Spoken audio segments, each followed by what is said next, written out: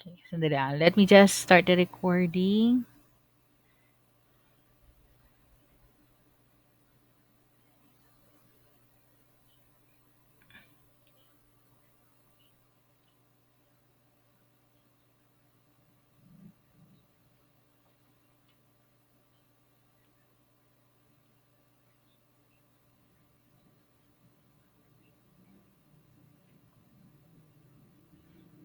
Okay, so yan.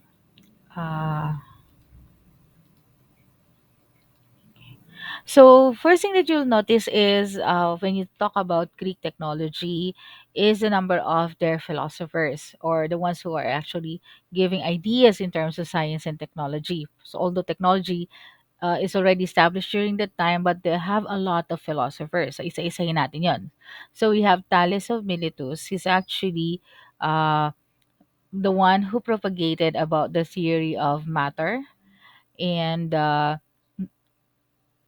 have also Socrates. He is actually the one who established skepticism, the human nature in relation to society. You also have Empedocles. He proposed the four elements: earth, wind, fire, and water. You have Hippocrates. He is actually the one who is the father of medicine, di ba? Every time a doctor is about to take after taking the board exam, they have to do the Hippocratic Oath. Okay. Then you have also Aristotle. He's actually quite famous because he has a lot of contribution when it comes to biology. Among them were plant and animal classification, studies in the different areas of science, and he also had the concept scala naturae, which is the great chain of being. Then another one is Archimedes. Now, Archimedes had a lot of contributions in science because he actually paved way to the development of the lever and the pulley system that allows us to lift heavy equipments to a higher position. Then you have also the concept of pi, then geometry, calculus, theoretical math, hydrostatics, and even displacement. Okay. Then you also have Ptolemy. He actually was the one responsible of creating the geocentric theory that the Earth is the center of the universe. Then, of course, atom cannot be established without Democritus. Then here is Pythagoras, who actually composed the Pythagorean theorem. Okay. And then you have also Plato. Yan, ito yung mga ano yan eh, superpowers yung mga yan. So Plato actually is responsible for geometric forms, uh, about the planes, and also he also wrote about the different elements, which is earth, wind, and fire, and water. That was the original four elements during his time. Okay. Then you have Hipparchus, which actually the one who measured the length of month, and this is actually very close to the modern amount of time in terms of calculating the months that we have right now. So, di ba 31 days. So, sa kanya, isang segundo lang yung difference nila. Okay. Sorry, I forgot. Aristarchus pala, yun siya sa orbits. And then si Hipparchus is more on the days. Then you have Eratosthenes. Siya naman yung nag-compute ng circumference ng planet. Imagine niyo during the earlier times there was not even a proper navigation about if the earth will be round or what, but based on his calculations, it's his calculation was actually 28,000 miles, which is the circumference of the planet, and then it's actually just 3,000 miles short. Okay. Then you have also Theophrastus, who actually specialized in plant science. Okay. Now, other things that they have or infrastructure, an example of that one is the Oracle of Delphi. Now, if you will notice, this is now quite different from the ones that we have discussed earlier. So remember when we discussed the Romans, not the Romans, but the Egyptians. Then you also have the Sumerians. Di ba malalaki yung mga structures nila? So what happened here is that, if you will notice, medyo iba na yung style nila ngayon. Mas maninipis na. Okay?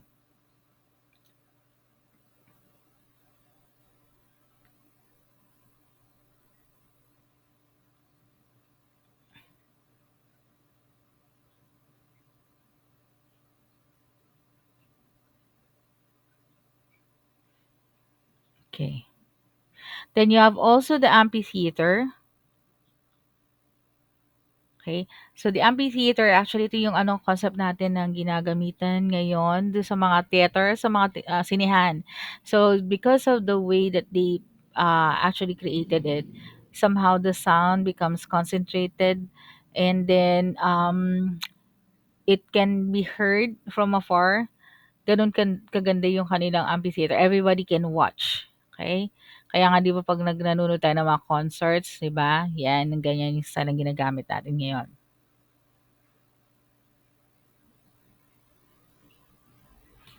Okay. Then, some of the inventions that they have are the dice.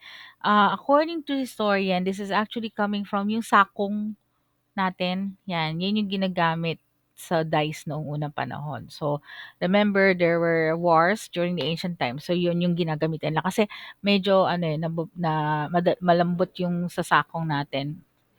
Then you have also the crane. This was actually invented in 515 BCE. And this actually allowed people to lift heavy stones and during construction of the temples. Kaya nga 'di ba imagine niyo yung mga temples, hindi na sila gumagamit ng ramp theory that was used by the Egyptians when they created the pyramids during their time. So ito, maliliit na yung mga infrastructure nila, mas maninipis na. Okay? Yan. Then you have also the water mill. So this is how they were able to bring water to a higher position in their place. Okay. Yan. So, and this actually helped them as well grind wheat.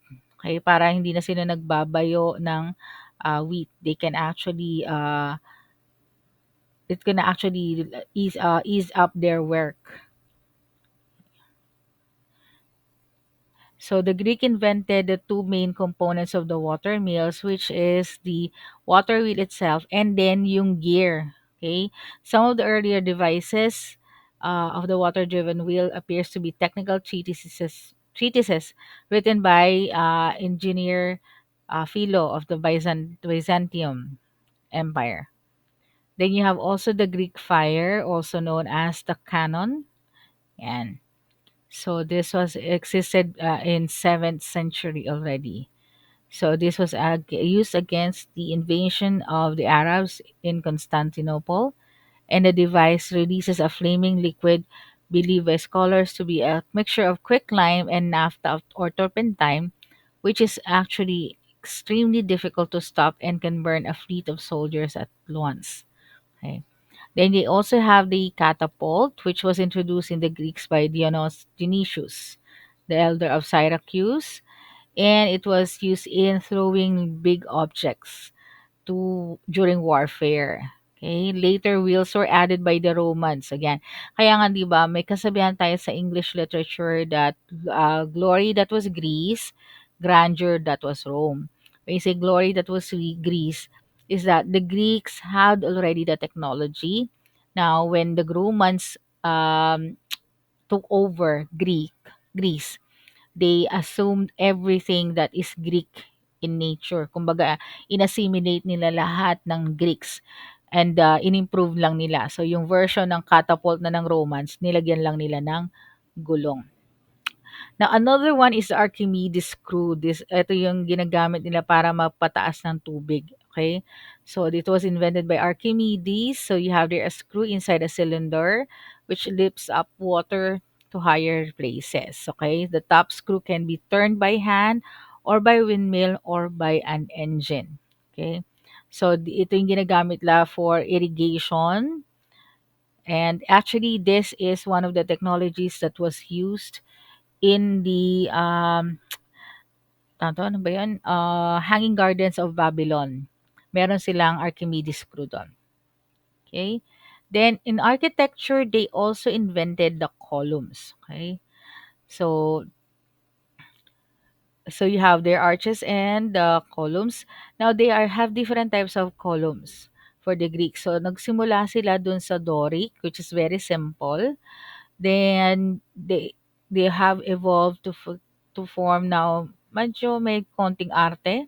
So that's called Ionic. So ito is the most common thing among the Greeks. You can actually see this in the Parthenon. Then the Corinthian was actually used later or developed later, but this was the one that was appreciated by the Romans, Corinthian. Okay. So yeah, no, if you look at the Parthenon, it's using Doric. Now another thing that they have is the alphabet. Okay. So this actually was developed later on to be assimilated again by the Romans to produce our alphabet that we know today. Okay? So hanggang ngayon ginagamit pa rin nila 'yan. Okay, the next one is the Persian civilization. So sa Persia naman siya, it's actually part of the Mesopotamia region. Then they expanded from to India up to Greece. Hindi lang sila makapasok sa Europe because of the Greeks. They were actually always nakikipaglaban sila. And then hindi din sila makatawid sa other part ng Europe is because of the Balkan mountains. Masyado matataas yung mga mountains dyan. Okay? But they were able to capture Egypt until India. Okay? Ganun kalaki and even Armenia. That's why yung ibang mga taga-India medyo mapupusyaw ang kulay kasi nga because of the assimilation of the Persian people. Okay. Then, I'm just gonna skip on the political part. Sabi nga sa inyo, this is an old one. I cannot open my updated version. So you have there the Nastaliq. So this is actually one of the writing system that was used by the Persians. Again, inassimilate din sila ng mga ng Arabs when Islam was propagated.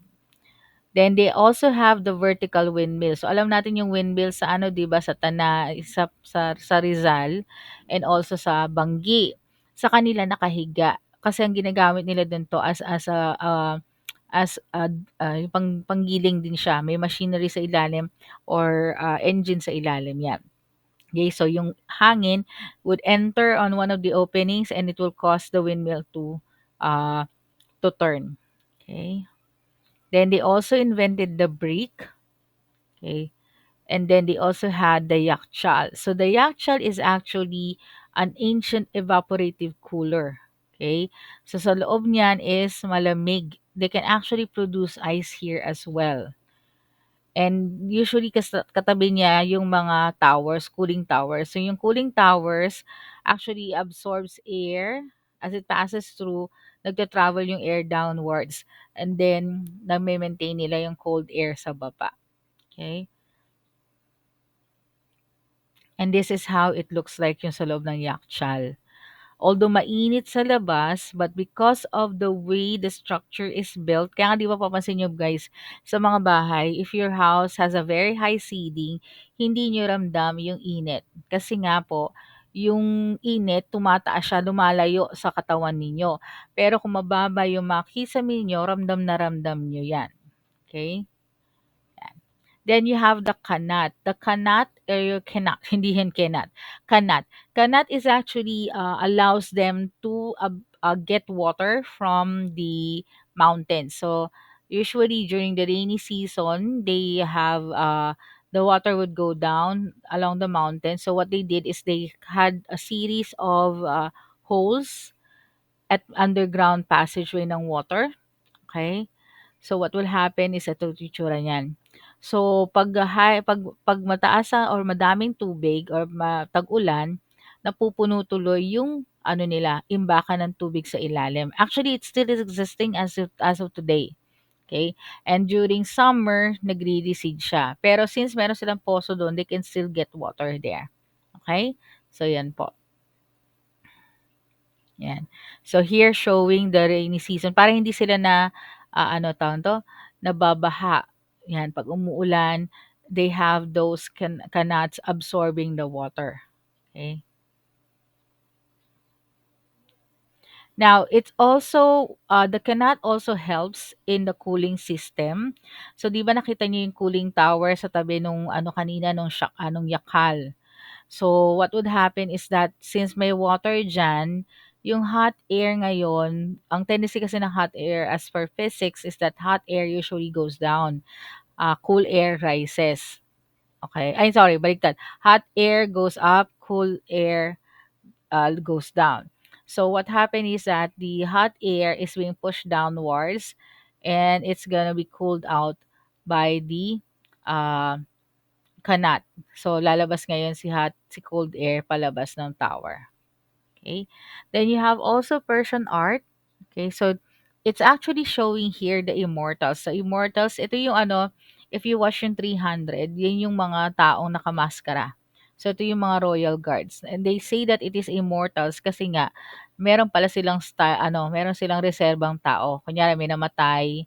At since nakamaskara yung mga tao during that time, hindi nila nalalaman na iba na pala yung guard na yon, namatay na pala yun dun sa huling halaban at meron ng pumalit sa kanya, okay. Then they have the salting carpet, 'di ba naalala niyo yung ano, Persian carpet, 'yan. So this is actually the earliest woven carpet, Pazyryk carpet, okay. They also included the metal and silk carpet, 'di ba yung Persian carpet na sinakyan daw ni Aladdin. Then they also have a chickpeas. Ito yung nasa pagitan ng pisngi ng kabayo. Okay, so it's an application of metallurgy as well. Then potteries. Actually, the one that you're looking at right now, guys, is the example of animation. Even before animation was made famous by Disney and other businesses, meron na sila. So, mapapansin nyo dito is puro goat lang siya. Goat yan, guys. Malaki lang yung sungay ng goat sa kanila. Pero if you're going to look at the structure there or yung drawing niya, parang iba-iba yung pwesto ng paa. Okay? So pag inikot mo ngayon siya, mapapansin mo parang tumatakbo ngayon yung mismong goat na yan. Then they also have potteries. So example like this one and also silver plates. Okay? So here are more examples of their metalworks. Yan. And the last one is the Roman civilization. So the Roman civilization actually was the one who made famous for their pottery. Okay? Ganito pa itsura ng mga pottery nila noong panahon. Okay? At meron silang tinatawag na Roman bathhouse. When you say Roman bathhouse, as in, ano, bathhouse and CR. Okay? So yan, actually, yan po, dyan po kayo upo. Dyan po kayo magme-major at magma-minor movement. Okay? So, alam niyo na kung ano ibig sabihin ng minor, yung mga wiwi. Tapos, pag major movement, alam niyo na. Now, you might be thinking, "Ma'am, hindi kaya babaho 'yan diyan." Hindi naman po, meron pong water supply 'yan, okay. One of the you will see later on, one of their invention was the aqueduct that allows water from Spain to be to be delivered to Italy. Gano'n kalayo yung binabaybay nung tubig nila. Tapos 'yan, merong flowing water diyan. And sa gitna ay merong, basin ng water. Tapos 'pag umupo kayo diyan guys, siyempre wala pang tissue noon, okay. Since wala pang tissue, the only way that they can do this is kailangan nila ng tabo. They were actually able to find remains of yung tabo nila, yung parang sandok ang hawak nila, okay. So sasandukin nila yan para pambuhos sa kanilang puwetan, yan. Yan, ito yung aqueduct. So, it's still existing until now and, you will see that, this is actually layer so para siyang tulay. Ay, tas sa itaas andudun yung pipe, parang pipe niya. And they were also able to come up with those ano, yung mga, arches, yun, in-apply din nila yung arch ng, Greek civilization and they were able to come up with the aqueduct. Ayan, ito alam ko nag-trending 'to nung ano, eh, comparison. Bakit nung unang panahon? These are remains, okay, of the Roman roads. So imagine ninyo, ilang daang taon nang nakalilipas, andiyan pa rin ang mga kalsada.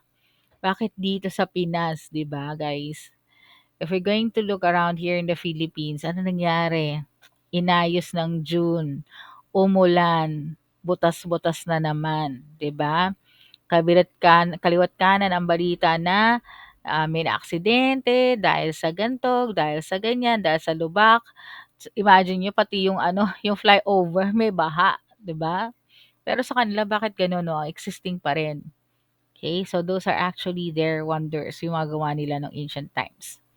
Then the Romans also had they also had glass blowing technology already during their time. So they were actually able to come up with ways on to create glass. Yung mga ano, mga pitchel na gagawa sa babasagin o tinatawag lang bubog. So, even before na nagkaroon ng glass making, ang ginagamit nila is yung ano, glass blowing technique. So, habang mainit yung sand, 'di ba pa ano nila pagbabagain nila hanggang sa maging molten o nagbabaga yung mismong buhangin. Magdidikit-dikit na 'yan eh. Sa kanila siya hihipanan, mag-e-expand ngayon 'yan. So, para siya yung modern na. Okay? So, 'yan po yung ginagawa during glass making technique. And here is an example of one of their products. This is actually, meron siyang nanotech na involved. Now, why nanotech? If I'm not mistaken, pag malamig siya, it is yellow. Pag mainit yung nilagay mo, nagkukulay red siya. So, ngayon medyo may maliit siya. So, ganyan ang kulay niya. Then, the Romans also build more domes and they also invented concrete. Okay, kaya yung kanilang mga buildings like the tawag nito, yung kanilang ano, Colosseum sa Rome, it's still existing until today. Okay?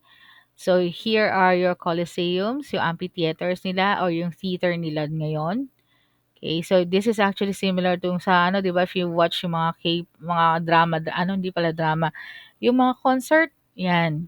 Yung arena, yung SM arena, ganyan ang itsura. Okay? Here are more pictures of the arena. Actually, the chariot racing sila dyan. Paikot yan. And here is the Colosseum. What remains of the Colosseum? Okay. So, ito yung cross-section ng aqueduct.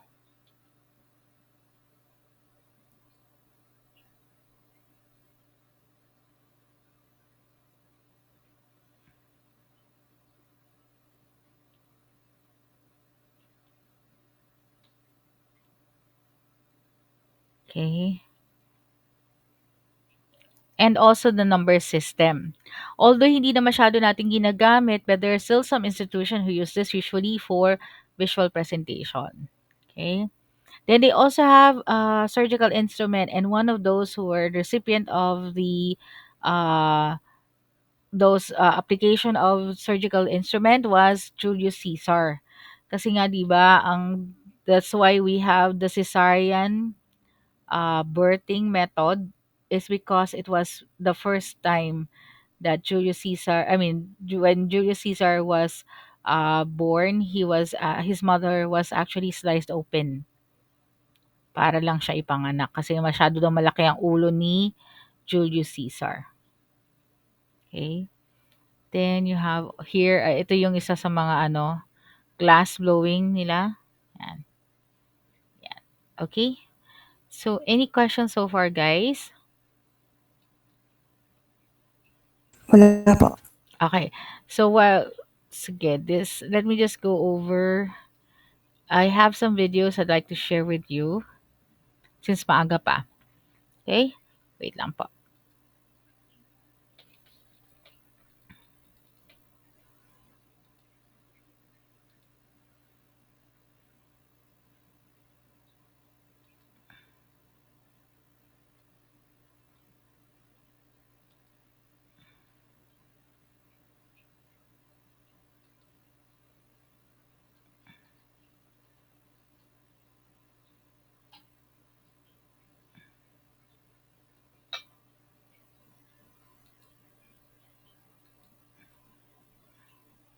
Okay.